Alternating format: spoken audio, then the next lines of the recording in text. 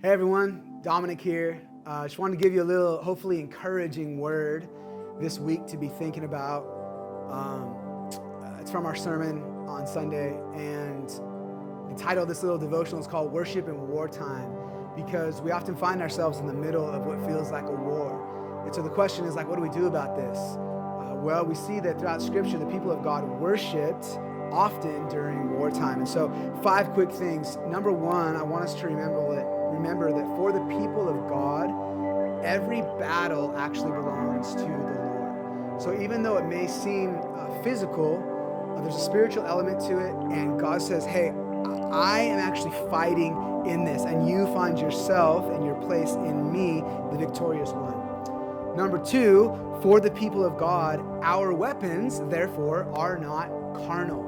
Our weapons are not carnal. Even though it's a physical battle, we actually have spiritual weapons. And even though there's physical things happening, the people of God don't use physical means to do that battle. We actually use spiritual weapons. Speaking of which, number 3, worship is a weapon. You may not realize it, but when you sing, audibly open your mouth, sing out melodies, and praiseful, worshipful lyrics to God, that worship becomes a weapon. A song becomes a sword, right? The praise becomes a way to bring life-changing power into people's lives. The music becomes like your ammunition. Worship is a weapon, and it changes atmospheres. Number 4, worship should precede breakthrough. Sometimes we wait until the breakthrough comes and we're like, oh, I'm gonna praise you now, God.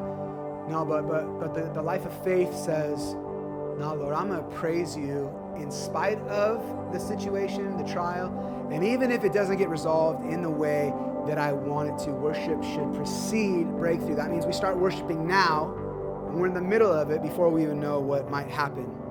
And then lastly, worship brings breakthrough, right? So worship should precede it, but worship also brings breakthrough. We saw that in our story from this Sunday, 2 Chronicles 20, man.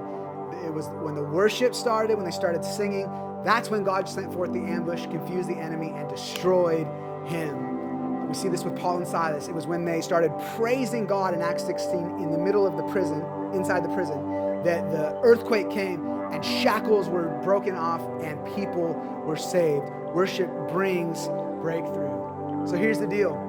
In 2 Chronicles 20, when the people of God were confronted with fear, with an unbeatable enemy, and with certain death, they worshiped.